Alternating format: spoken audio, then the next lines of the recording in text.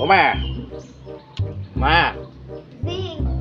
করছি আমি তোর মার দ্বারা যাচ্ছি বুঝছিস, ওই হাসপাতাল রয়েছে তো, তা তোরা দুইজনে মিলে তেলে থাইস, আর ওই ফোনটা দুইজনে বাগে জুগে দিস, হ্যাঁ ওই কাড়াকাড়ি যেন এরিস না। আমি 2-3 দিন মধ্যে চলে আসবেন, ঠিক আছে? আচ্ছা।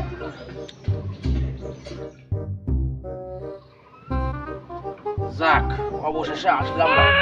কি ব্যাপার, কান্দার আওয়াজ আসছে কেন? ও মা, তুই কাঁদছিস কেন রে মা? তোর কি হয়েছে রে মা?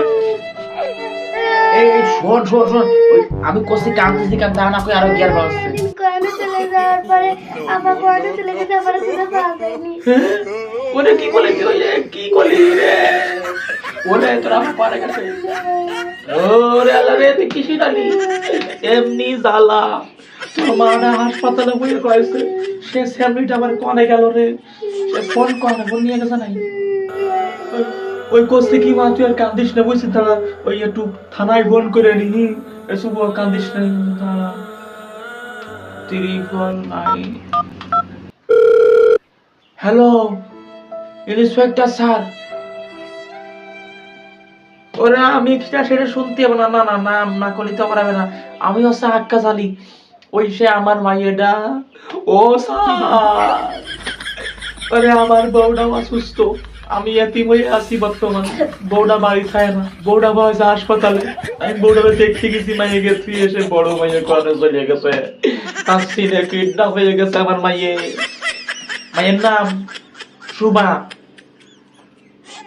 কেবল 6ই পড়ে। ও স্যার একটু দেখেন না আমার ভাই এটা কোয়ানে। টেনশন করবো না কেন, কম টেনশন না করে কি উপায় আছে? এই ছোট ভাইটা কান্দি কান্দি আমার ভাই এটা লাল হয়ে গেছে, একটু খুঁজে দেখেন কোয়ানে। আচ্ছা আচ্ছা আচ্ছা ঠিক আছে, কান্দিস রে ভাই, ওই ইন্সপেক্টর দেখতেছে কোয়ানে। হ্যাঁ স্যার গো, আমি আপনাকে অপেক্ষায় কোনো দিকে তাকাই রয়েছি। চাচা কাঁদতেছে নাকি?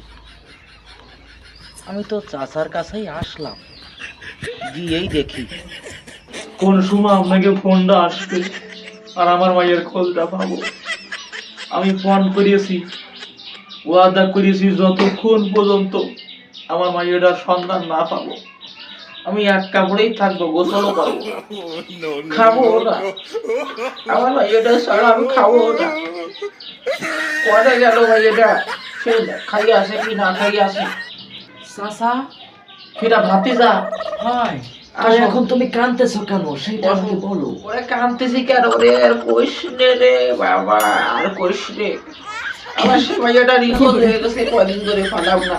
ওই তো আমি তোমাকে বলেছিলাম যে মেয়েদের হাতে ফোন দিবা না। এটা তুই আমার কাটা গায়ে নুনে ছিটা দিস রে। কাটা গায়ে নুনে ছিটা দিচ্ছি, তাই না? দাঁড়া, কথা কইস না, কথা কইস না, যে ইন্সপেক্টর স্যার ফোন দিয়েছে।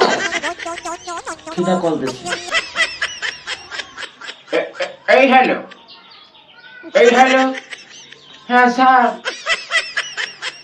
আমার মায়েরটা কি কোনো খোঁজ পাওয়া গেছে? গেছে কোনে স্যার, কোনে কোনে কোনে?